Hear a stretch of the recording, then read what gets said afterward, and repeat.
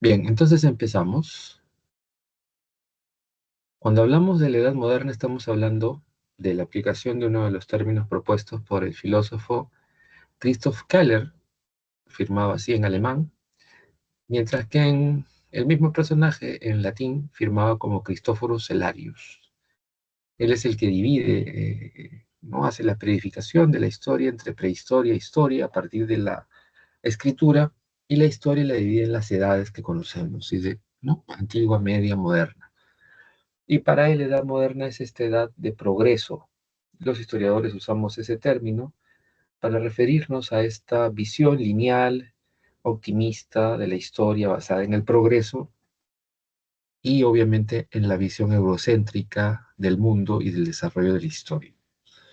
En esta época surgen una serie de elementos nuevos que van a caracterizar este proceso histórico, como son el individualismo, el laicismo. Individualismo es esa idea de competencia individual que todos tenemos en esta época, ¿no? De tratar de ser mejores, de tratar de destacar. El laicismo es la separación de lo religioso. Estado laico, un estado que se separa de la religión. Educación laica, una educación separada de la religión. Y esto tiene que ver mucho con el desarrollo de la razón. La razón se convierte en un elemento central en el pensamiento filosófico y, ¿no? Y que obviamente servirá para el avance de la ciencia y la tecnología. Entonces ya no se cree en la fe, en lo sagrado, sino en lo racional. La razón va a adquirir cada vez más importancia en el pensamiento, en la forma de acción de los hombres de esa época. Durante esta época se desarrolla el capitalismo como modo de producción fundamental en el planeta, ya con distintas etapas que van a ir desarrollándose durante, ¿no?, la Edad Moderna, del mercantilismo al libre cambio y la industrialización. Durante todo este periodo también vemos una permanente lucha entre el dogmatismo religioso y luchando contra las propuestas alternativas o subalternas basadas en la libertad religiosa, libertad de pensamiento, libertades económicas, ¿no? Esto va a ser una constante a lo largo de toda la Edad Moderna, hasta la misma Revolución Francesa expresa esa lucha. Y el primer proceso histórico es el del humanismo. A ver si ha prendido la ventanita, la campanita.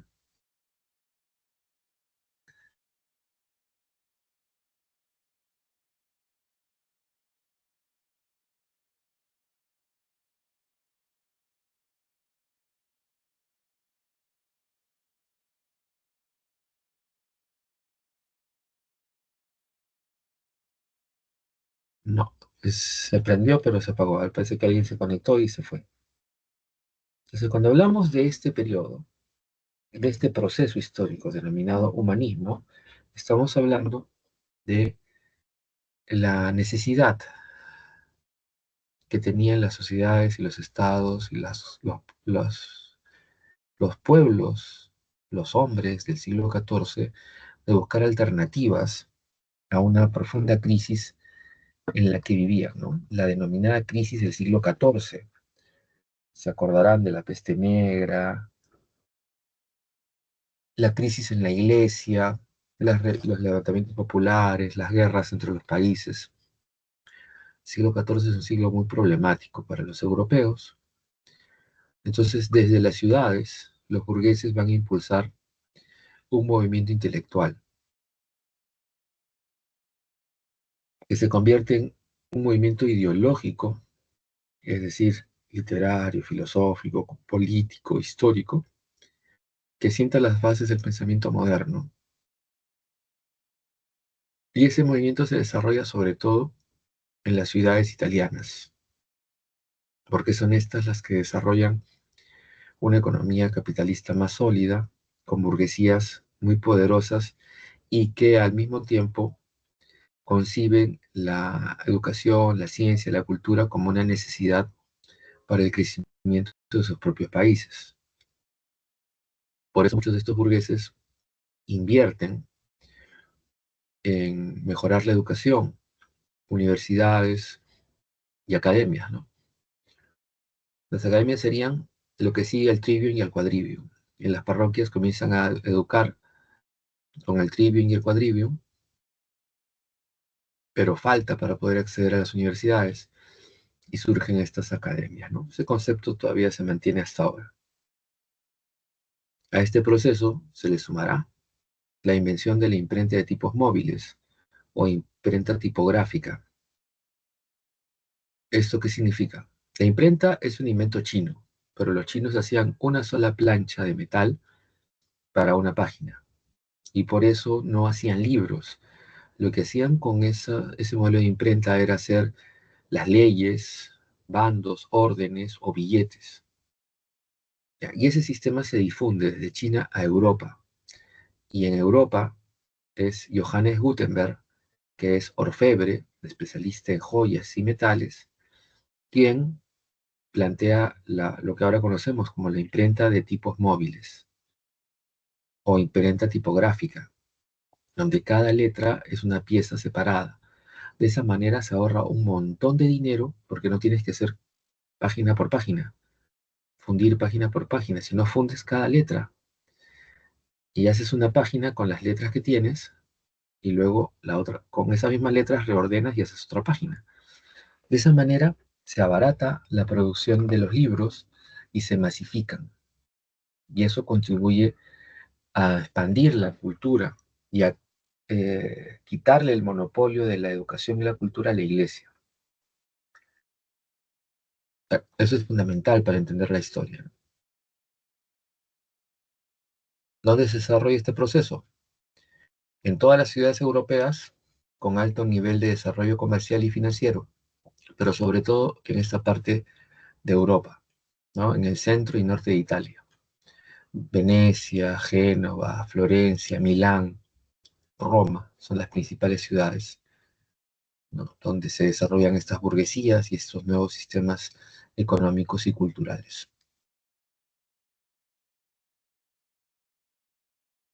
Y sus características están bien claritas, ¿no? Poner al hombre en el centro de la creación y reflexión intelectual, académica y científica. Pensamiento laico separado de la iglesia, rechazo a la escolástica es la educación religiosa que te obliga a repetir y a respetar de manera dogmática a las autoridades de la iglesia. Eso ya no ya. Ahora se cuestiona, se pregunta, se interroga, se compara, se trata de aplicar, se trata de cuestionar permanentemente para lograr mejoras, ¿ya? Y si los autores no funcionan, no sirven, comienzan a dejar de lado, comienzan a ser cuestionados, ¿ya? Eso es lo que la iglesia, por ejemplo, no quiere, que se cuestionen a las autoridades eclesiásticas. Ahora, también se revalora la cultura grecolatina, la cultura clásica, en todos sus aspectos.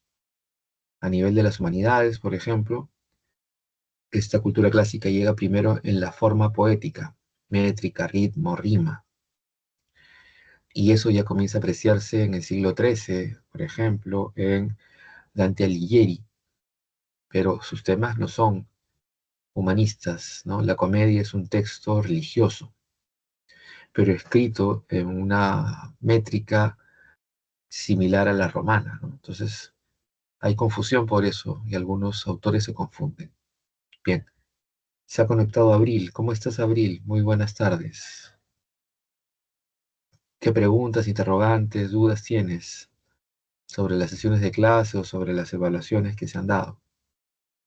Puedes prender tu micrófono.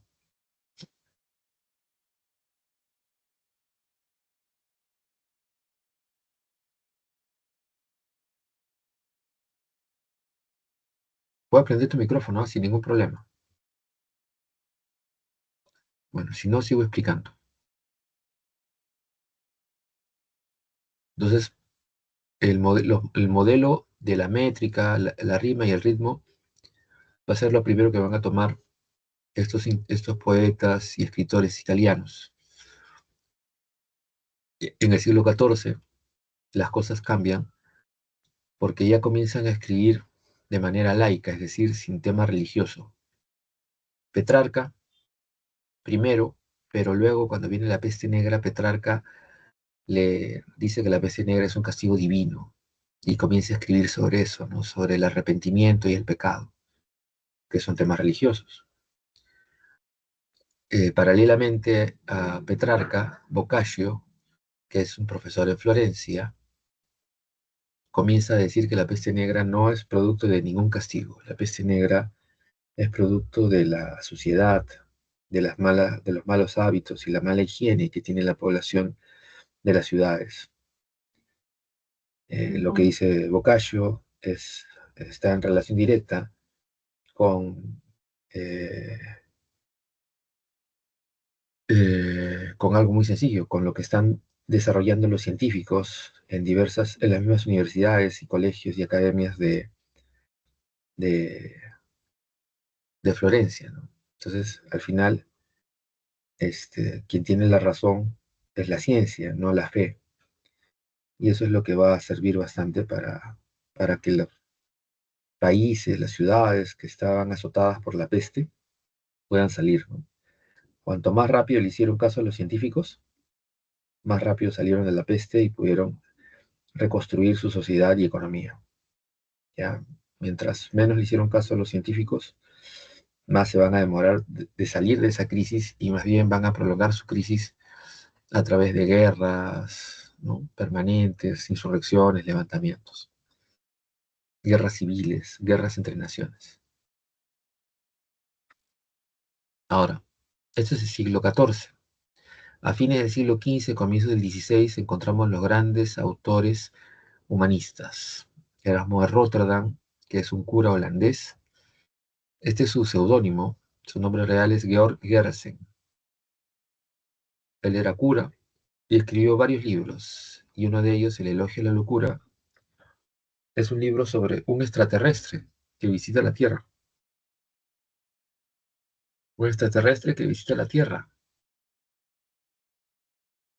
y que se queda sorprendido porque él había leído los manuales de vida y comportamiento de los cristianos. Y cuando él llega, no encuentra nada de eso. Nada es como está escrito. ¿Ya? Y ese texto es un texto crítico a la sociedad de la época. El otro de los grandes es Nicolás Maquiavelo. Escribe un montón de libros, pero el más representativo es El Príncipe, que es un libro que toma hechos históricos para explicar la toma de decisiones, para gobernar, para conquistar, para someter un pueblo, una población, o mantenerla sometida. Ese libro es muy útil, se convirtió en el primer manual de política, de estrategia política. Y el tercero de estos grandes humanistas es el inglés Thomas More, que hace un texto también crítico de la sociedad de la época. Inventa literariamente un lugar que no existe, una isla, utopía, donde la gente vive con los valores cristianos, pero no hay religión oficial, obligatoria, ni Estado coercitivo. La gente es libre, no hay robo, no hay delincuencia, no hay abusos, hay igualdad, o sea, utopía, ¿no? No, de ahí viene el concepto que usamos ahora, ¿no? Lo utópico, o sea, lo que queremos, lo que buscamos, pero no existe. Ahora, estos postulados filosóficos, políticos, históricos, literarios, son la base para la formación de los artistas, de los científicos, de los ingenieros, de los arquitectos, de los médicos, que son los que van a crear lo que llamaremos la cultura del Renacimiento, ¿ya? Sobre todo en las artes plásticas y en las ciencias. Buenas tardes, Rosa Irene, ¿cómo estás? ¿Qué pregunta tienes? Cualquier duda, pregunta que tengas sobre el desarrollo del curso o sobre el examen que has dado. Estamos acá para resolver eso. Puedes prender tu micrófono si quieres, ¿ah? No hay problema. Buenas tardes, profe. Como vi que estaba explicando, entré a escuchar. No tengo Perfecto. alguna duda, gracias. Del examen, clases anteriores, El examen todavía no lo he corregido. Justo lo iba a hacer hoy o mañana. ya, ya, Sí, listo. Entonces yo gracias. sigo. ¿Y esta clase ya la has tenido todavía? Todavía, por eso estaba como que escuchando un Ah, poco. ya, ya. Sí, Quieres ganar tiempo. Está bien. No hay problema. Ya. gracias. Entonces, como decía, el Renacimiento es la aplicación en términos científicos, técnicos, artísticos de estas grandes ideas de los humanistas. Este renacimiento se va a beneficiar también del apoyo de la burguesía, porque los burgueses en muchas ciudades se convierten en los protectores o mecenas, protectores, financistas de estos artistas, científicos e intelectuales. Ya en el siglo XV van a ser los burgueses de las grandes ciudades y sobre todo de Florencia, en especial la familia Medici. Y en el siglo XVI van a ser los papas de Roma. Ya veremos eso más adelante. Este proceso de desarrollo se va a beneficiar mucho de la llegada de los artistas, científicos e intelectuales bizantinos que huyen después de que Bizancio, Constantinopla, es tomada por los turcos. Porque el Islam de esa época, como el de muchos países actuales, es un Islam intolerante, eh, obliga a todos a convertirse a su religión, ¿ya? Entonces no permite libertad religiosa, libertad de expresión. Entonces muchos de estos científicos, intelectuales, artistas huyen a las zonas más prósperas de Europa, el norte de Italia y sobre todo Florencia, ¿no? Florencia es, así como ahora Nueva York es la gran ciudad de la ciencia y las artes, Florencia sería la Nueva York del siglo XV, ¿no? Ahora, estos artistas, estos científicos van a proponer cosas muy interesantes. Cuando se dice Renacimiento es porque rescatan la cultura clásica, rescatan muchos elementos de la cultura clásica. Para empezar, la exaltación del cuerpo humano, o sea, lo humano como la medida de todas las cosas, y se busca representar la perfección del cuerpo humano en todo, en pintura, escultura, en los diseños, ¿ya? Y eso se hace con naturalismo y perspectiva, es decir, tratar de tomar la imagen real, no una imagen distorsionada ni idealizada, sino la realidad. Y integran motivos paganos y profanos. Paganos como, por ejemplo, los dioses del Olimpo, los dioses romanos, ¿ya? Uno de los primeros de las grandes composiciones de pintura es el nacimiento de Venus, por ejemplo, ¿no? Y temas obviamente religiosos, extraídos de la Biblia. Y todo eso sirve también para una gran renovación científica. Esta es la época en que comienza a plantearse eh, los avances en ciencias médicas, ¿no? Autores como Vesalius o Servet, la astronomía, la matemática, la física, Galileo, ¿no? Copérnico, Newton, Kepler, Pascal, la gran revolución científica que está explicada en la separata, finales de la separata. Entonces se habla de una revolución copernicana, ¿no? Porque Copérnico propone el cambio ya del sistema geocéntrico, la Tierra como centro del universo, al sistema heliocéntrico, el Sol como centro y no del universo, sino como centro de un sistema solar. Cada estrella es un sol, ¿sí? Y la frase de Galileo, ¿no? La Tierra se mueve, no es estática. Y toda esa revolución científica llega a su punto máximo con las leyes de la mecánica de Isaac Newton, que tienen vigencia hasta ahora y cuyos ejercicios de física los estudiantes tienen que aprender para poder aprobar el examen de San Marcos.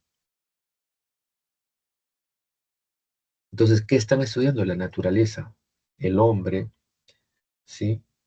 La circulación de la sangre, la estructura del cuerpo, sus enfermedades, su forma de vida, su comportamiento, su relación con la naturaleza, la misma naturaleza, ¿no? La relación entre la Tierra y los planetas, las estaciones. Hay mucho, ¿no? Se empieza esta actitud que es muy fuerte en los países europeos de investigación científica. Ahora, cuando hablamos de Renacimiento, hablamos de dos periodos bien definidos, ¿no? En el siglo XV, el centro del Renacimiento es la ciudad de Florencia, donde encontramos los primeros grandes autores y artistas, ¿no? Por ejemplo, Donatello, que es un escultor. Esta es una escultura en plata, ¿ya? Brunelleschi, que mencioné, que hace... Ah, no, Botticelli, que hace esta composición del nacimiento de Venus. Y Brunelleschi, que hace la obra, ¿no? Termina con el techo y la cúpula de la Catedral de Florencia, que estuvo inconclusa porque durante la peste negra paralizaron la obra, ¿no? Y después de varias décadas continuaron y lo hicieron ya con otra técnica, ¿ya? Ahorita vamos a hablar de eso. Cambiaron las técnicas góticas. Brunelleschi cambia el modelo de arquitectura e ingeniería gótico por el del Renacimiento, ¿ya? Que es un drástico cambio. En el siglo XVI, estos son los principales. Leonardo da Vinci es florentino, pero que se dedicó a trabajar en varios lugares y termina, o sea, de Florencia se va a Venecia, a Milán y termina en París. ¿Ya? La Mona Lisa, que es su principal cuadro, Gioconda, ¿ya? Se llama Gioconda porque la señora, el marido se apellida Giocondo, y a ella le decían la Gioconda. Mona Lisa significa chica bonita, ¿ya? Y este cuadro está en Francia porque los últimos años de la vida de Da Vinci los pasó en Francia, ¿no? Y es un cuadro que está hecho sobre madera, no sobre lienzo. Hay tres superficies para la pintura: la madera, como la Mona Lisa, los lienzos, que son abundantes, lienzos en tela, y los frescos se pintan en el yeso, en el estuco fresco, en el estuco todavía húmedo, de ahí se pinta para que la pintura se meta al yeso, ¿ya? Y hay que ser muy bueno porque cuando se seca cambia el color. Entonces, los maestros son los que saben la proporción exacta del color para pintar en fresco. Luego, en Roma, a pesar de ser florentinos, Bonarotti y Sanzio son reclutados, son contratados por los papas para participar en la mega obra de San Pedro, ¿ya? Las grandes obras de estos autores están en el Vaticano. Bonarotti empieza en Florencia y la obra más significativa es la estatua de David en mármol, que es esta de acá, que está en el museo en la Galería Uffizi de Florencia. Pero el resto de sus obras significativas, como el, los, el, las pinturas de la Capilla Sixtina, la creación, se encuentran en Roma. Y sus otras esculturas, uy, nos saltamos.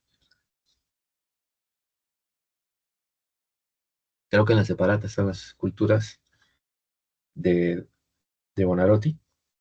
No, no hay nada. Han quitado muchas imágenes. Sí, ahí está. Pero la piedad es la escultura de la Virgen María que recibe a Jesús cuando lo bajan de la cruz. Y el Moisés es el patriarca Moisés, ¿no? Son estatuas que están en la galería de las estatuas en un pasadizo del complejo del Vaticano, ¿no? De la Basílica de San Pedro. Y la Capilla Sistina es una capilla anexa a la nave central de San Pedro. Y todo el mundo la ha visto hace poco porque han elegido un nuevo papa y la elección se hace en la Capilla Sixtina desde el siglo XVI hasta ahorita. Y da la casualidad que el nuevo papa tiene nacionalidad peruana. Bien, y el otro de los grandes es Rafael Sanzio, que tiene un montón de cuadros, ¿ya? Donde sus pinturas más populares son las Virgen. Así que él contrataba chicas, ¿ya? Y desnudas, las pintaba como si fueran ninfas o diosas griegas o romanas. Y les ponía hábito, ropa al estilo antiguo, y eran la Virgen María, ¿no? Y hay estudios de historiadores del arte que hacen esas comparaciones y se dan cuenta que es la misma modelo. Pero su cuadro más importante está también en el Vaticano, la Escuela de Atenas. Este cuadro rinde homenaje a los grandes sabios antiguos, de la Edad Antigua, romanos, griegos y también hebreos y musulmanes, ¿ya? E incluso la científica y filósofa Hipatia de Alejandría, que fue la última directora del Museo y Biblioteca de Alejandría, que fue destruida por los cristianos. Ella fue asesinada por los cristianos, ¿ya? Así que esto es impresionante lo que se puede ver. Esta es la imagen del hombre de Vitruvio. O sea, todas las cosas se comparan con el hombre. La creación de la Capilla Sistina, la Última Cena. Esta pintura está muy deteriorada porque está en una zona muy cerca al agua, a la humedad, pero si quieren verla completa, pues hay láminas que puedes comprar de pinturas, ¿no? de fotografías antiguas. Esta es la Mona Lisa, que también ya la mencioné. Ahora, para entender cómo se relaciona Renacimiento con Reforma, ¿ya? Como ya habíamos visto, en el siglo XV es Florencia, la, diríamos así, la capital la sede del Renacimiento, ¿ya? Y en el siglo XVI es Roma. ¿Por qué Roma? Las ciudades burguesas italianas compiten en hacer grandes obras religiosas. ¿Por qué? Durante la Edad Media, la Iglesia ha inventado los pecados capitales, el purgatorio, para meter miedo y cobrar limosnas, donativos a los que van a vender y comprar cosas en las ciudades. Y las prácticas de las ciudades, de los burgos, de la burguesía, son convertidas en pecados capitales. Estudiar, ¿no? Comprar cosas, comer bien, satisfacer tus necesidades, ¿sí? Eh, el crédito, ¿no? Son convertidos en pecados. El crédito es la usura. Un montón de cosas se convierten en pecado. Ojo, de estos pecados capitales sale pues el término luego capitalismo, ¿no? Entonces hay que tener cuidado ahí porque nada de eso está en la Biblia. Eso son invenciones de los curas de la Edad Media para sacar plata. Entonces, los burgueses no son tontos, así que para que la gente no se sienta mal ¿no? Consumiendo, gastando, comprando, comienzan a invertir en sus ciudades haciendo grandes iglesias, obras y arte religioso. Y eso empieza ya en la Edad Media. Primero lo hace Venecia con su gran iglesia de estilo bizantino y gran cantidad de reliquias y obras religiosas. Luego la imita Génova con la primera iglesia de estilo gótico. Años después, Milán hace la iglesia de estilo gótico más grande de Europa. Y luego Florencia no se queda atrás y hace una iglesia enorme. Pero viene la peste negra y la obra se paraliza y se queda sin techo y sin cúpula. Llegamos al siglo XV y hay una familia de ricos banqueros y empresarios en Florencia, los Medici, que quieren asumir el cargo, ¿no? Duce. Florencia es una república, es decir, la gente elige a su gobernante. Y al gobernante le llaman duce en Florencia. Y Juan Medici se postula como duce prometiendo que va a hacer el techo, ¿ya? Y comienzan a hacerlo, ¿ya? Y luego su hijo Cosme lo sucede en el cargo y continúa con la obra, ¿ya?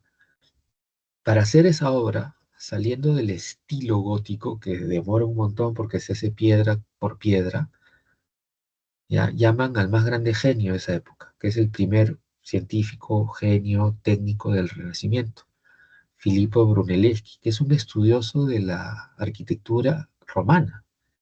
Y Brunelleschi redescubre las técnicas romanas, que son lo que ahora usamos, pues, ladrillo, cemento y columnas de hierro. Eso que ahora usamos, lo usaban los romanos. Y además Brunelleschi redescubre la fórmula del cemento.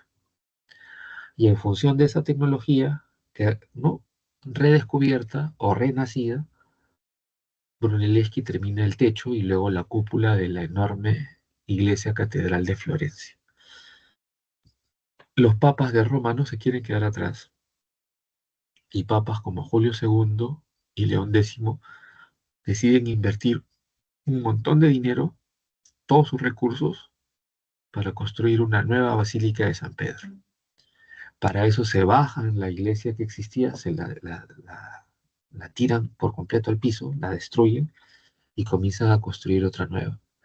Y para esa obra contratan a los mejores arquitectos, ingenieros, diseñadores y artistas, como Donato Bramante, Miguel Ángel Bonarotti o Rafael Sanzio. ¿Ya? El problema es que la iglesia ya venía de muchos problemas.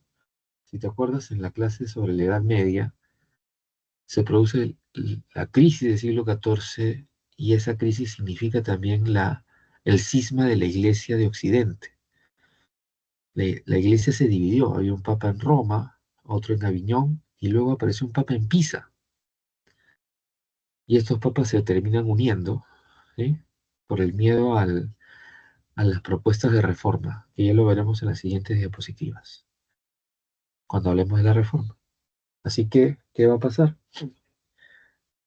La Iglesia comienza a cobrar por todo y luego comienzan a vender los títulos y los cargos de la jerarquía eclesiástica. Entonces, si tenías plata, podías ser obispo, arzobispo o cardenal, sin necesidad de ser cura. Entonces, la iglesia está muy corrompida para ese momento, ¿ya? Y, por ejemplo, papas como Julio II o León X, su familia compró sus cargos eclesiásticos hasta llegar a ser papa, ¿ya? Entonces, además de eso, la iglesia se ha endeudado mucho. Y para la obra de San Pedro, los bancos ya no quieren prestarle dinero. Así que al Papa León X se le ocurre la venta de indulgencias, lo cual va a ser muy criticado en esa época. Va a haber gente que va a mandar cartas a los gobernantes, al mismo Papa, pero el Papa responde de la manera más simple, ¿no? Ya, no hay plata para terminar la obra de San Pedro. ¿De dónde sale el dinero? Y nadie quiere prestar. Así que la única solución que encuentra el papado es vender las indulgencias, que son este perdón del tiempo en que te la pasas en el purgatorio. Ahora, hay muchas cartas y correspondencias que están en los archivos europeos. No se hicieron público. ¿Cuándo se hace público el problema? Y empieza la reforma. Cuando un cura y profesor del de la ciudad alemana de Wittenberg, Martín Lutero, eh, saca sus 95 tesis. ¿Por qué el 31 de octubre de 1517? Porque los vendedores de indulgencias iban a llegar a Wittenberg el 1 de noviembre, el Día de los Muertos. Y según las normas de la bula de indulgencias era que tú podías comprar bulas para tus parientes muertos. Eso era lo ridículo, ¿no? Para tus parientes muertos, para que salgan del purgatorio y se vayan al cielo, ¿ya? Entonces todo eso era un invento de la iglesia para sacar plata a la gente. Entonces Lutero, ¿qué hace? Como buen profe, saca su papelote y así como se ve en la imagen, en el papelote escribe, ¿ya? Las 95 tesis o sentencias sobre el error de las indulgencias y las escribe en latín y las pega en la puerta de la parroquia. Luego sus alumnos traducen al alemán y utilizan la imprenta para difundir esto, ¿no? En un mes se había difundido esto en alemán en toda Alemania y en 3 meses en diversos idiomas en toda Europa, ¿ya? Y este movimiento buscó reformar la iglesia, de manera, no destruirla, ¿no? Eso es lo primero que se le ocurre a Lutero. Pero ante la negativa de la iglesia, la reforma pues terminó destruyendo la misma iglesia, ¿no? Ahora, hay antecedentes, como decía, el cisma de Occidente, durante varias décadas habían varios papas al mismo tiempo. Y como resultado de esa crisis y corrupción, muchos teólogos europeos, como John Wycliffe en Inglaterra y Jan Hus en la Universidad de Praga, ahora es República Checa, la zona se llama Bohemia, estos patas están hablando de que se creen iglesias nacionales separadas y que incluso las iglesias paguen impuestos, cosa que no hacían. Entonces, por el miedo a que estas ideas se difundan, los tres papas se juntan en el Concilio de Constanza y se vuelven a unir. Y como clausura de ese concilio, condenan por herejía a Jan Hus y lo queman. Lo queman, ¿no? Lo juzgan por herejía y lo queman ahí mismo. Entonces, las causas están claras. Hablamos del humanismo, esta actitud crítica, monarquías muy fuertes, muy poderosas, que ven a la iglesia como un posible enemigo. Siempre había esa rivalidad desde la Edad Media entre el Estado y la iglesia. Y además la iglesia, como lo mencioné, es muy corrupta, es excesivamente corrupta, mucha riqueza, y las rentas eclesiásticas no pagan impuestos. Y son competidores desleales, ¿no? Las autoridades ven que los curas se enriquecen y no pagan impuestos. La burguesía ve que los curas se enriquecen y no pagan impuestos. Entonces, ¿quiénes son los enemigos de la iglesia ahí? Abiertamente los reyes, los monarcas, las cabezas de gobierno y los burgueses, ¿no? Que para ese momento están aliados. Más adelante lo explicamos. En la separata, cuando se habla de las monarquías autoritarias, ahí se ve la alianza entre la burguesía y los monarcas. Ahora, las ideas de Lutero están acá expresadas en las 95 tesis, ¿no? ¿Cuáles son estas ideas? Fáciles. La fe es la única fuente de salvación. Así hagas donativos, así hagas, pagues limosnas, obras piadosas. Pero si tú no tienes fe y arrepentimiento sincero, no hay salvación, ¿ya? Y lo único que da salvación es la Biblia, es la única fuente de fe, no las bulas ni las leyes del Papa. Por tanto, no admiten jerarquías eclesiásticas y se rechaza el culto a la Virgen y las imágenes. Y los únicos sacramentos que deben permitirse son el bautismo y la comunión, porque el resto de sacramentos o los inventó la Iglesia para sacar plata o son asuntos del Estado. Un matrimonio es un asunto del Estado, dice Lutero. Se elimina el celibato, o sea, los curas ya pueden casarse. El mismo Lutero se casa con una ex monja. Él deja de ser cura y se casa con una ex monja también. Y la secularización de los bienes de la iglesia significa eso, ¿no? Que la iglesia pague impuestos, que no tenga privilegios. Ya. Ahora, Lutero plantea estas ideas y la iglesia lo amenaza y se logra hacer una especie de debate, ¿ya? Dieta, debate, ¿ya? Encuentro, conferencia en la ciudad alemana de Worms. Y en la dieta de Worms, quien preside esa reunión es el mismo emperador Carlos V, ¿ya? Y Lutero no se retracta, al contrario, se reafirma en sus críticas a la iglesia. Antes de que lo metan preso, Lutero es protegido por el duque de Sajonia, Federico el Grande, y lo esconden en la fortaleza de Warburg. Y en ese lugar Lutero traduce el Nuevo Testamento al alemán, del latín al alemán, lo cual era un pecado, o sea, eso te condenaba a la hoguera, porque la única forma en que debe existir la Biblia es en latín. Eso era lo que decía la iglesia. Entonces, lo que hace bueno, a Lutero obviamente por todas esas cosas los termina excomulgando, ¿no? Ahí en la separata hay bastante detalle y incluso una cronología, ¿no? Después de la dieta de Worms, todo lo que va a pasar, viene la dieta de Augsburgo. Y en la dieta de Augsburgo, los, los nobles, ¿no? que están con Lutero, plantean esta idea de la separación de la iglesia, ¿no? Y ahí ya se comienza a usar el término, desde la dieta de Spira, el término protestantes, y en Augsburgo ya se da la ruptura total. Ahora, empiezan las guerras de religión, pero antes de las guerras de religión entre los bandos católico y luterano, se dieron los levantamientos de los campesinos, que eran siervos de los feudos de la iglesia en Alemania, ¿no? Entonces ya la cosa se puso fea y al final pierde Carlos V, pierde el bando católico en Alemania.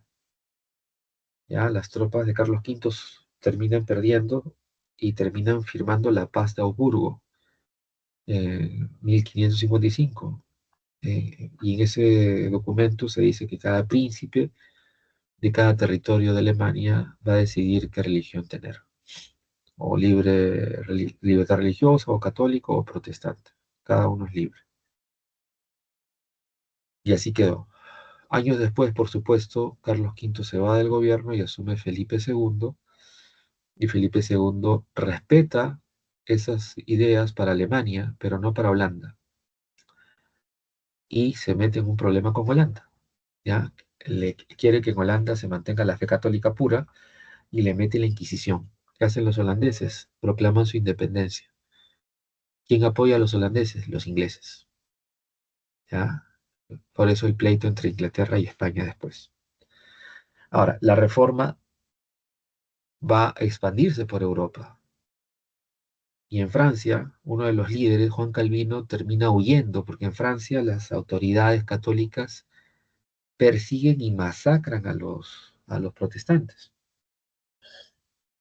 Hay un montón de matanzas, así que muchos huyen y algunos se refugian siguiendo a Calvino en la ciudad suiza de Ginebra, donde las ideas de Calvino son muy radicales, muy extremistas, pero que tienen este apoyo popular. Y Calvino termina siendo elegido como gobernante de Ginebra. Y Ginebra se convierte en una especie de ciudad, centro de irradiación del protestantismo y de formación de pastores. Y de toda Europa iban a recibir clases de Calvino, a traducir la Biblia a sus idiomas, ¿no? Hay dos evangélicos españoles que van ahí y, se hacen, y traducen la Biblia del latín al castellano. Es la Biblia que usan los evangélicos de habla hispana, que es la versión Reina y Valera, así se llaman, que eran Casiodoro de Reina y el otro se llamaba Isidoro de Valera, que estudiaron ahí en Ginebra.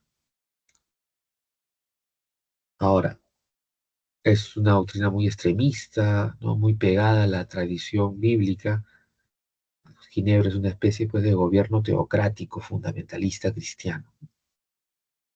Ahora, la teoría más alucinante que da es la teoría de la predestinación divina. ¿Ya? Si se acuerdan del Apocalipsis que está en la Biblia, la segunda venida de Jesús, ¿no? Se instala el segundo reino y Jesús gobierna y vive conjuntamente con 144.000 almas, nada más, nada menos, de gente viva o resucitada, ¿no? Y Calvino dice que hay señales de quiénes son esos. ¿Quiénes son esos? Los que tienen éxito económico empresarial, que son buenos cristianos, que tratan bien a sus trabajadores y a sus familias, que son ejemplos de virtud, son los predestinados. ¿Ya? Eso dice, obviamente Calvino es vivo, pues, porque en Ginebra que hay empresarios y banqueros. Entonces va a tener mucho apoyo. Así que la reforma en general tiene mucho apoyo de los monarcas y de los burgueses. Pero Calvino y Lutero son creyentes de verdad. Enrique VIII es un vivo, es otra cosa. Cuando empieza la reforma, Enrique VIII reprime brutalmente a los intentos de reforma en Inglaterra e incluso manda tropas a Europa a apoyar a los gobiernos católicos. ¿Ya? El Papa lo convierte, le da el título de defensor de la fe, pero las cosas cambian. Enrique se casó muy joven con una princesa española muy vieja, ¿ya? Catalina de Aragón. Con ella tuvo dos hijas, pero ya la señora después ya no pudo tener más hijos. Y había un problema en la tradición de sucesión monárquica en Inglaterra. Tenían que tener hijos varones. Y había un problema. La familia Tudor eran, ¿no?, una familia de tendencia de tener hijas mujeres. Entonces Enrique VIII estaba obsesionado con eso, con tener un hijo varón. Así que le pide al Papa divorciarse. En esa época solo había divorcio religioso, ¿no? ¿Y qué hace el Papa? Se niega a darle el divorcio. ¿Qué hace Enrique? Bueno, pues lo piensa, ¿no? Y muy astutamente Enrique hace algo que demuestra su viveza política, ¿no? El acta de supremacía primero convierte a Enrique en el jefe de la Iglesia Cristiana de Inglaterra. Segundo, es dueño de todos sus bienes. Por eso se convierte en el hombre más rico de Inglaterra. Y obviamente puede disolver su matrimonio y se casa con Ana Bolena. Y a Catalina la juzga por traición y la ejecuta. Y a todos los que se opusieron los ejecuta. El arzobispo ya lo mete preso y era viejito y le da un ataque cardíaco. Y al primer ministro Tomás Moro, que era, ¿no?, el que le escribe el libro Utopía, él no quiso firmar el acta. Lo acusó de traición, lo juzgaron rápidamente y lo decapitaron, igual que a Catalina de Aragón. Fue el mismo verdugo incluso. Con eso se impuso el regalismo, es decir, la máxima autoridad en un país es la del rey, ya no de la iglesia. La iglesia ya no tiene autoridad. ¿Ya? ¿Qué pasó? Consecuencias están fáciles de entender. Se divide la iglesia católica en el mundo, ya, intolerancia religiosa y estallan las guerras de religión. Y la iglesia contraataca. Bueno, la iglesia no se va a quedar tranquila.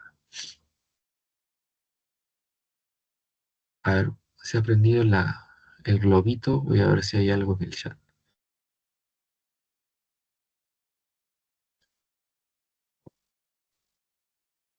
No, no hay nada.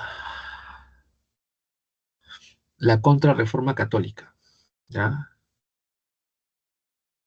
La iglesia, pues, no se va a quedar con las manos cruzadas, ¿no?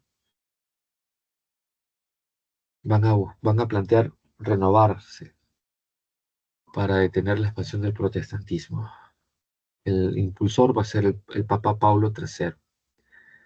Durante este larguísimo concilio que se dio en Trento. Trento es una ciudad que está al norte de Italia, al nororiente de Italia, ¿ya?, que busca reorganizar la iglesia y reforzar sus bases doctrinarias. ¿Cómo reorganiza la iglesia? Para empezar, Se prohíbe la venta de cargos eclesiásticos. Todos los que tengan cargo tienen que ser curas, ¿ya?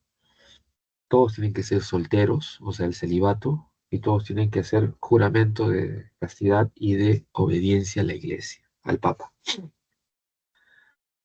Y al mismo tiempo se reafirman los poderes del Papa. El Papa es infalible, es la suprema autoridad de la iglesia y el representante de Dios en la tierra. Punto. Ahora, también, no solo la fe salva al hombre, sino también las buenas obras, primicias, donativos y limosnas. Se reafirman todos los sacramentos y vuelve el culto a las imágenes, a la Virgen y a los santos. Si alguno es católico, el credo que rezan los católicos son los principios del Concilio de Trento, ¿ya? Ahora, eso es al interior, ¿no? La reforma en términos de las prácticas religiosas, pero también hay represión. En los territorios católicos se impone el índex. El índex es el libro de obras prohibidas. El índex es un enorme libro donde están los nombres de los autores, de los títulos de libros y los temas, ¿ya? Como, ¿no? De los textos que no debe leer un cristiano porque son heréticos y van a condenar su alma. Y estos librotes estaban en las aduanas terrestres o marítimas, y cada vez que alguien cruzaba la frontera, ¿no? En los países católicos, abrían las maletas para ver si habían libros y si eran prohibidos. Y si estaban en la lista, los decomisaban y hacían un acta y lo mandaban a los tribunales de la Inquisición. Y la Inquisición que es reorganizada, la Inquisición que funcionó en la Edad Media, ¿ya? Y que vuelve a ser reformada en España, el Vaticano la vuelve a reformar para perseguir a los herejes. Pero no es la misma Inquisición. Tiene el mismo nombre, pero las normas de la Inquisición española son distintas a las normas de la Inquisición romana, ¿ya? Mejor dicho, el jefe de la Inquisición, de los tribunales inquisitoriales en los reinos españoles, el jefe máximo es el rey. En cambio, en los tribunales de los otros países católicos, el jefe máximo es el Papa, ¿ya? Esa es la diferencia. Y al mismo tiempo usan a una congregación nueva que surge en el siglo XVI de curas que habían sido soldados, por eso tiene el nombre, ¿ya? Las brigadas de infantería se dividen en compañías, ¿ya? Y el capitán de la compañía, el noble vasco Ignacio de Loyola, forma una congregación religiosa de sus oficiales, él y sus oficiales, ¿ya? Y el Papa los convierte en los responsables de la educación de las élites. Así que los colegios pitucos en los países católicos los manejan los jesuitas, ¿ya? Acá en Lima el Colegio San Felipe, que estaba en Barrios Altos, y en el Cusco el Colegio de los Caciques. Eran los colegios más pitucos de la colonia, por ejemplo, y lo manejaban los jesuitas.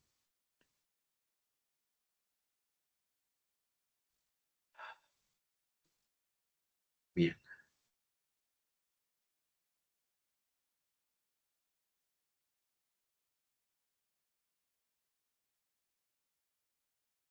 a ver. Ya, entonces vamos a hablar de la expansión europea.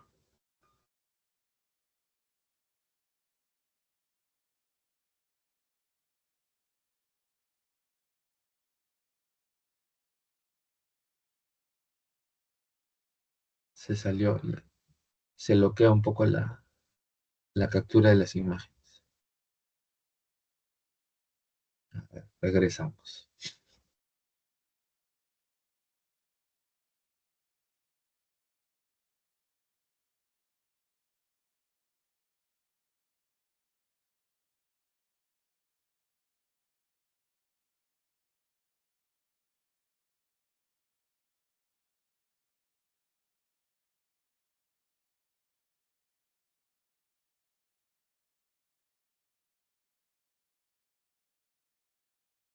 Acá estamos. Bueno, te acordarás, la Edad Media termina con la caída de Constantinopla, justo en mayo de 1453, ¿sí? Y eso genera un problemón. Se rompen las rutas comerciales al oriente. ¿Y esto por qué es importante? Porque en esa época el comercio internacional tenía una característica. Europa, en las redes de comercio internacional, aporta oro, plata, hierro, estaño, cobre, sal, minerales. Y Asia es más bien los productos industriales, seda, tapices, alfombras, armas, utensilios, herramientas, instrumentos de precisión, como brújulas, astrolabios, sectantes, ya, todos los instrumentos de precisión, los lentes, anteojos, lupas, pólvora, ya, el papel, la tinta, además de las especias que sirven para medicinas, como insumos industriales, para teñir, para poder tratar el cuero o para la cocina, la conservación de los alimentos, los embutidos, ¿ya? Todo eso viene de Asia. Y entonces el problema turco es grande. La caída de Constantinopla genera muchos conflictos en Europa, subidas de precios, escasez de productos, y algunos países tienen la suerte, ¿ya? Por eso se dice beneficio ibérico. ¿Cuál es ese beneficio ibérico a nivel geográfico? Los españoles están peleando contra los musulmanes que invadieron la península ibérica. Tanto los reinos de Aragón, Castilla y Portugal están en permanente guerra contra los musulmanes y los terminan botando de la península ibérica, y la guerra continúa hasta el norte de África, ¿no? Y por eso tienen contacto permanente con con el norte de África. A ver, vamos a resolver, Irene, gracias por la pregunta. Existen diversas teorías sobre el origen de las altas culturas en los Andes. Una de ellas es la inmigracionista propuesta por Max Uhle. Es la C.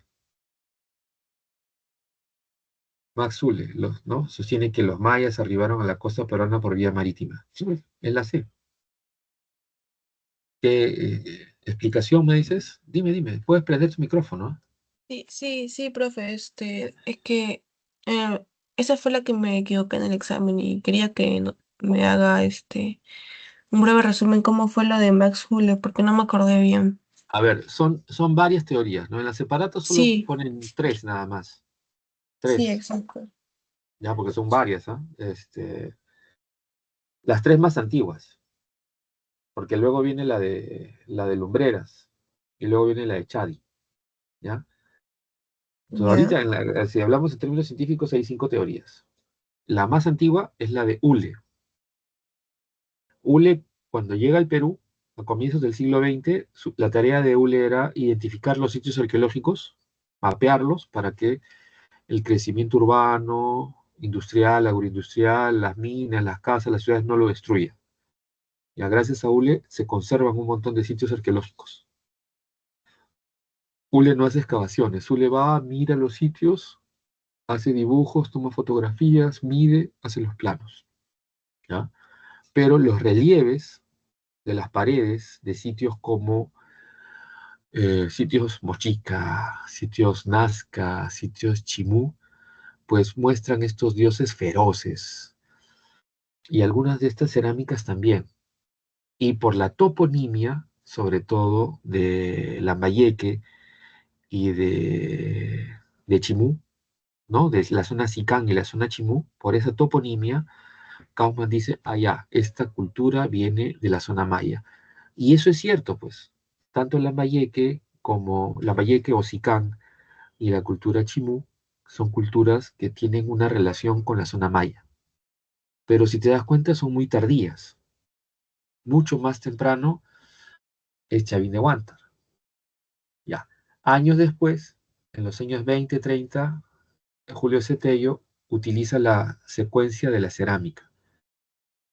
Y gracias a esa secuencia de la cerámica, se dice que Chavín es más antiguo que, obviamente, Chimú, que Mochica, y Chavín es la más antigua. Y es la cultura matriz, y es de origen amazónico. ¿Por qué amazónico? Porque los dioses, los dibujos de los animales antropomorfizados, de los ceramios o de las piedras talladas, son de animales de la selva, cocodrilo, jaguares, águilas arpía, ¿no? Serpientes, boas. Entonces, esa es la segunda teoría. Años Ya. después viene una tercera teoría, que es la teoría de Kaufman.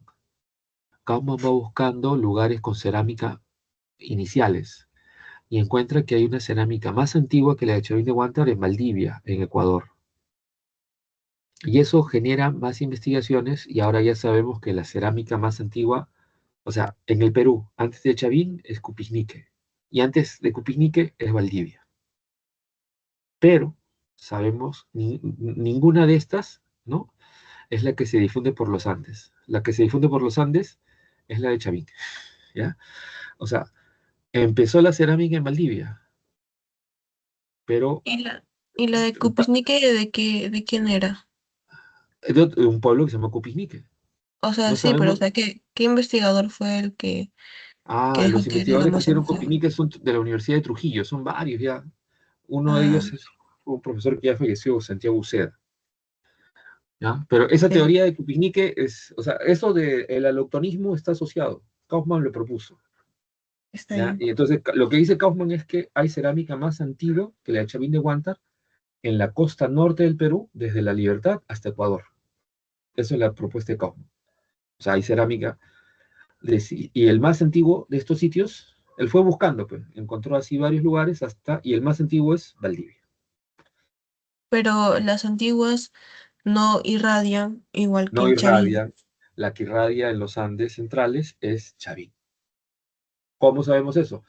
Por los iconos, la forma, los colores, la técnica, ¿ya? Y luego habrá una cuarta teoría que es la de la hologenista de Lumbreras, ¿no? Que todos los pueblos, o sea, eh, Chavín es una síntesis de un montón de culturas anteriores. Y ¿Y Chavín es cómo? la que se expande. Y a esa teoría la llaman hologenista. Hologenista. Ujú. ¿Y la quinta teoría cuál era? La de Chari. La de Chavín. Caralpe. Ah, ¿Escuché ah, Caral? claro, sí, sí, claro. La que Que, descubrió Caral.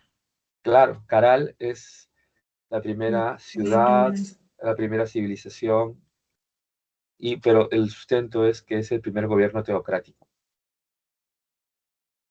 O sea, no te da más evidencia. No hay cerámica, no hay metalurgia, no hay hidráulica.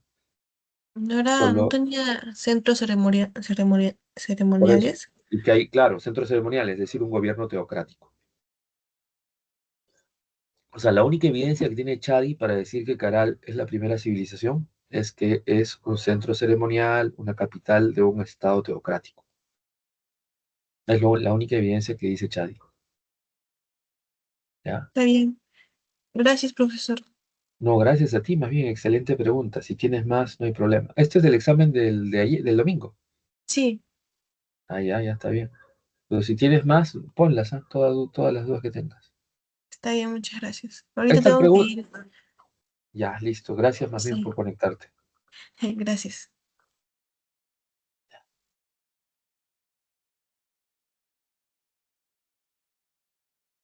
A ver, vamos a ver si hay más preguntas por acá. Algo más han dejado en el chat, parece. A ver, vamos a mirar.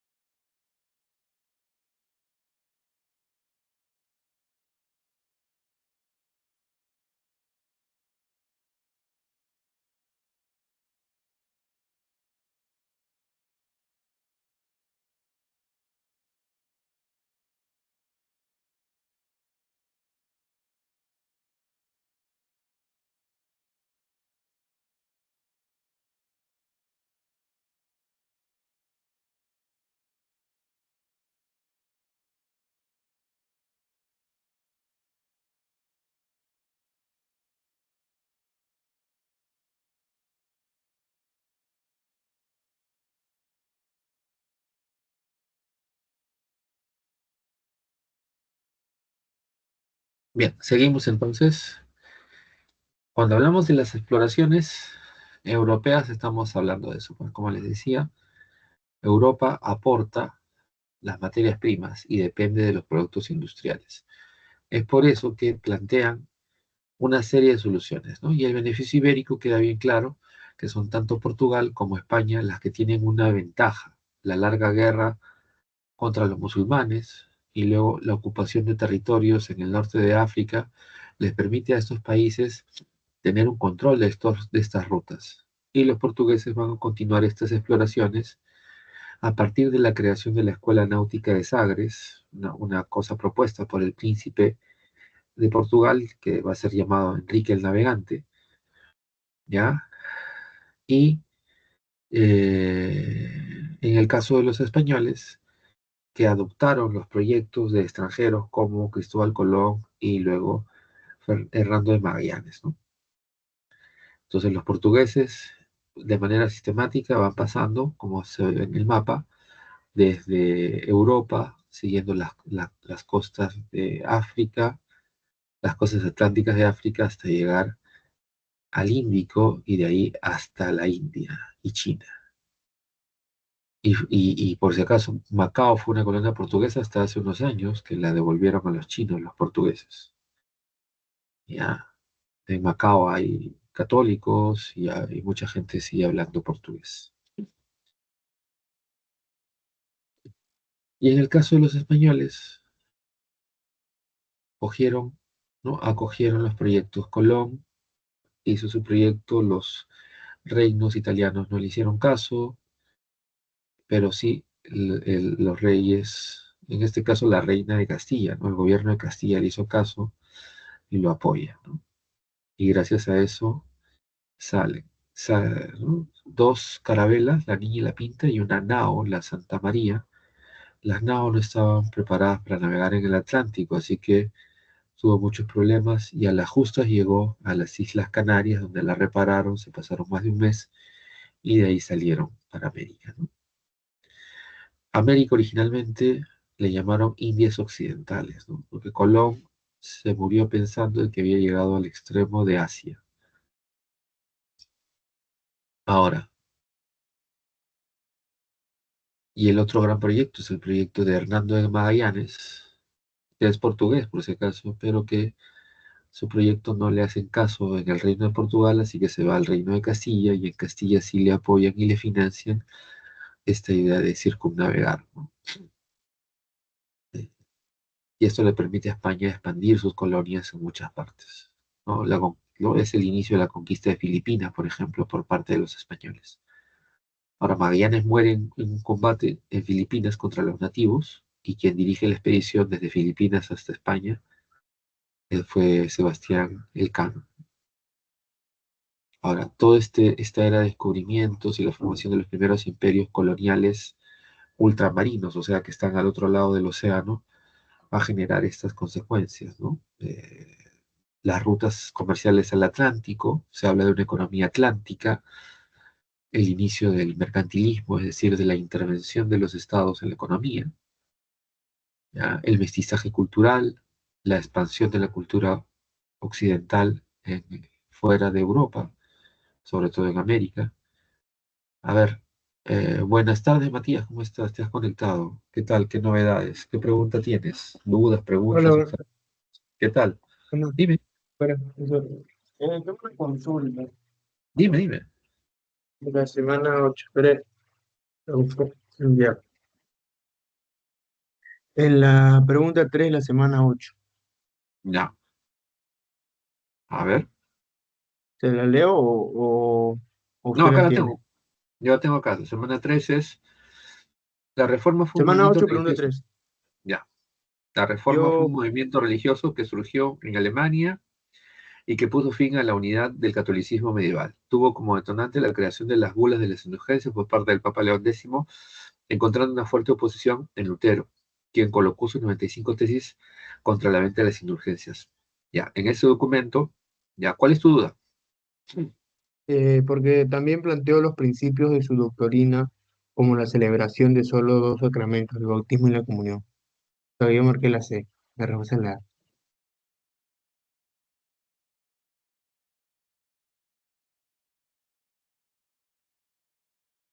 No, a ver. Acá justo está. Déjame poner la diapositiva.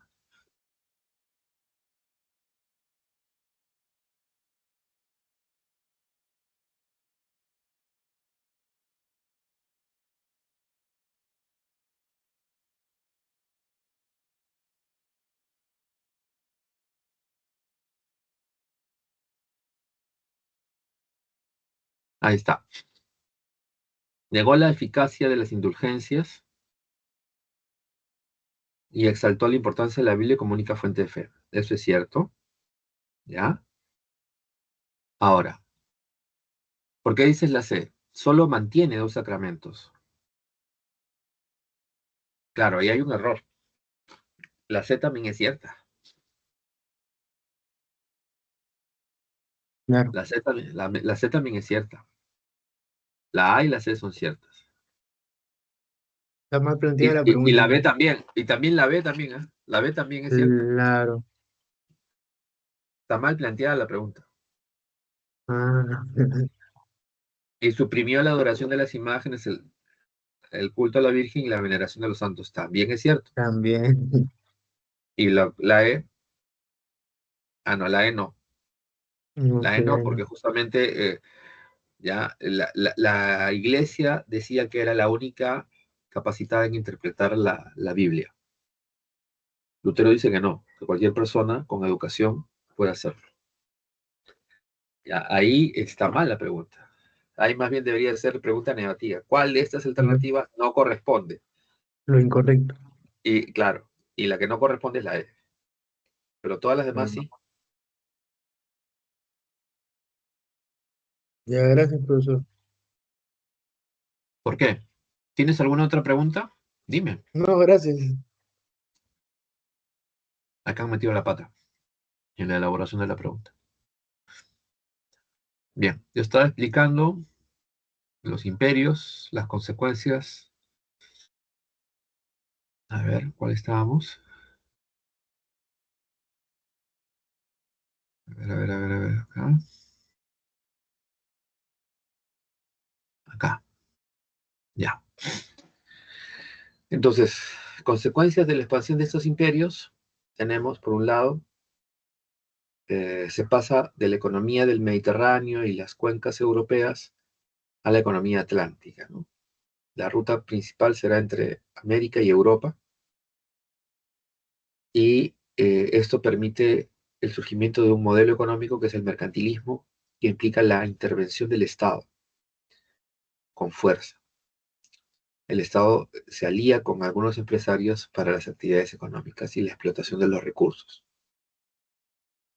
Y obviamente las rutas comerciales. ¿Ya? Surgen los grandes imperios al otro lado de los océanos, los más importantes, los primeros, España y Portugal, y luego ese ejemplo lo van a seguir Francia, Inglaterra, Holanda, Dinamarca.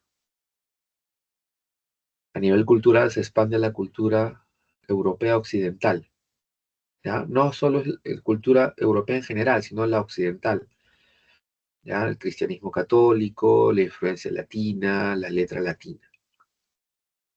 Y a nivel social, la burguesía comercial se consolida como la clase económica dominante, el mestizaje entre los pueblos europeos y los originarios, pero también la llegada de los europeos a América, además de explotación y colonización, trae las enfermedades europeas a las que la población nativa americana no tiene inmunidad y por tanto se producen grandes matanzas. La gran mortandad, ¿no? El viruela, sarampión, influenza, matan al 90% de la población originaria de América. Bien, a ver, vamos a ver si hay alguna otra pregunta en el chat.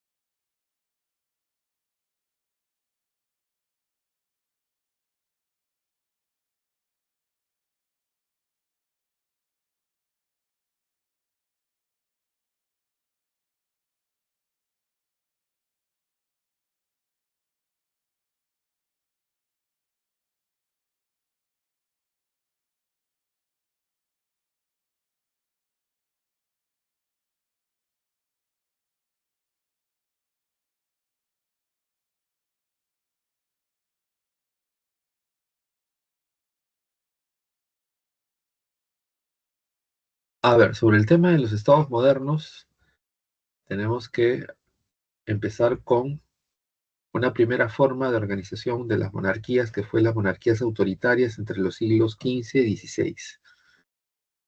Se le llama monarquía autoritaria porque los reyes, de manera autoritaria, rompen los acuerdos, leyes y normas propias de la época feudal, en la que los señores nobles, curas o civiles tenían privilegios, exoneraciones, autoridades y prerrogativas en sus territorios, como tener sus propios impuestos, sus propias monedas, su propia tributación, sus propias leyes. ¿Ya?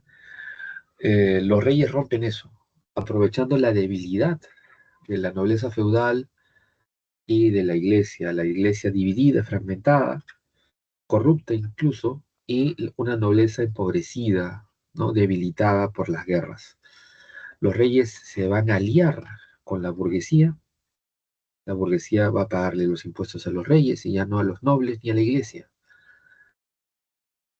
Y esa alianza da lugar a un nuevo modelo de monarquía, ¿no? Con una corte real establecida, donde los nobles se convierten en cortesanos que dependen de los favores del rey, donde surge una burocracia formada en las universidades que administra el reino, una diplomacia que plantea el equilibrio, las relaciones diplomáticas entre las potencias, evitando que los señores se hagan la guerra entre sí, más o menos la búsqueda de un orden internacional. Y al mismo tiempo, los reyes comienzan a controlar los ejércitos. Y los primeros países que hacen eso son los países ibéricos, los reinos ibéricos, Castilla, Aragón, Portugal, ya producto de su larga guerra de reconquista contra los musulmanes. Y esto luego lo hará también Francia e Inglaterra después de su larga guerra de los 100 años y sus guerras civiles, ¿no? Entonces, estos son los primeros estados modernos, monarquías autoritarias, donde los reyes les terminan quitando el poder a la iglesia y la nobleza. Y en ese momento, en el siglo XVI, la reforma y las guerras de religión contribuye con eso, contribuye con darle más poder a las autoridades monárquicas en términos políticos y más poder económico a la burguesía. Ahora, con las guerras de religión, la reforma y las guerras de religión, las cosas van a cambiar, puesto que se plantea un nuevo escenario. ¿Cuál es ese nuevo escenario? El surgimiento, ¿ya? El surgimiento de el absolutismo, como que, como un proceso por el cual, acuérdense, la iglesia es cuestionada por la reforma, y por tanto, al ser cuestionada por la reforma, también se cuestiona su papel de legitimar a los reyes. Por eso los teóricos del absolutismo proponen que el rey posee su poder no porque la iglesia se lo da, sino porque Dios se lo da, eliminando de esa relación a la iglesia, ¿no? Entonces habla del providencialismo. Centralismo, que es una cosa que ya venía desde las monarquías autoritarias, capitales y cortes centralizadas con burocracia y aparato centralizado. Providencialismo, o sea, el rey es elegido por Dios, el derecho divino de gobierno. Y el regalismo, que ya lo comentamos en el caso derivado de este proceso de la reforma, ¿no? La máxima autoridad es la del rey, un monarca fuerte y poderoso. Entonces, eso es lo que queda al final. Bien, concluimos esta sesión de consulta académica gracias a los alumnos que se han conectado y las preguntas que han planteado. Los esperamos en las próximas sesiones. Ya saben que si tienen preguntas pueden dejarlas en el chat y los profesores que les toque pueden responderlas. Gracias por todo.